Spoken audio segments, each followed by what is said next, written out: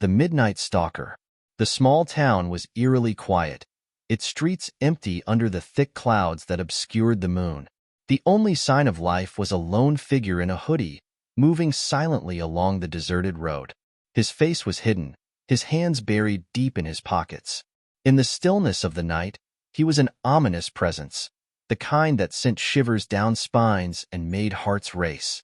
They called him the Midnight Stalker, a name whispered in fear by those who dared to speak of him. Inside a cozy house at the edge of town, Emily sat curled up in her bed, lost in the pages of a book.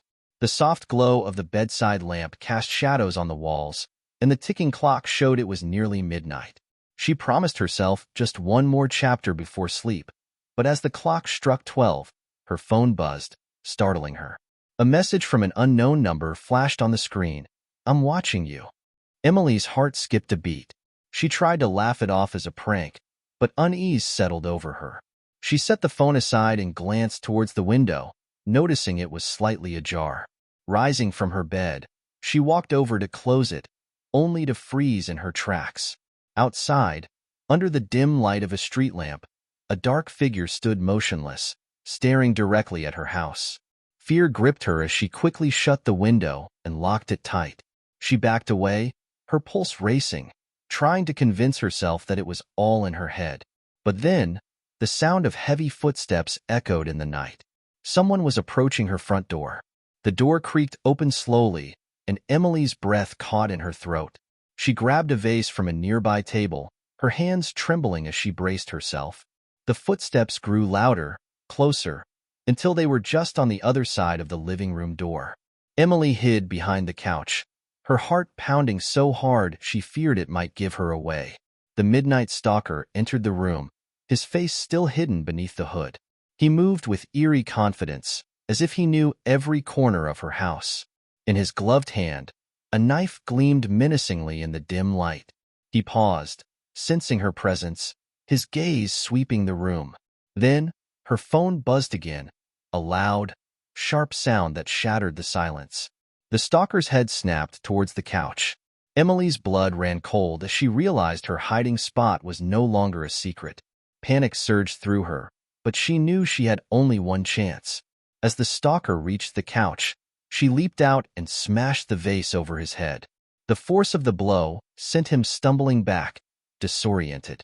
Without wasting a second, Emily bolted for the door. She ran out into the night, her feet pounding the pavement as she fled down the street.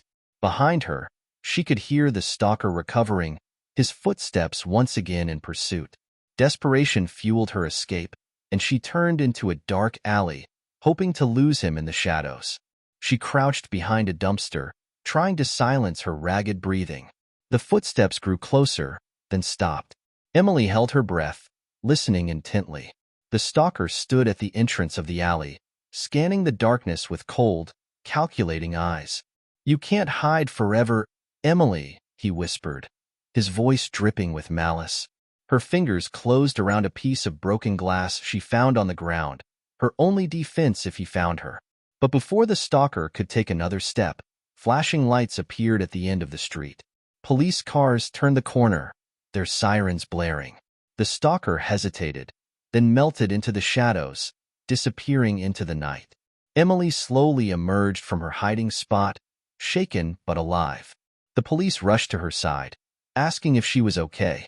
She nodded, though her body trembled with the aftershocks of fear. As they led her to safety, her thoughts remained on the figure that had vanished into the darkness. She had survived this night, but she knew the Midnight Stalker was still out there, lurking in the shadows, waiting for his next prey. And deep down, she feared he might return for her. Only time would tell if she had truly escaped his grasp, or if this was just the beginning of a more terrifying nightmare.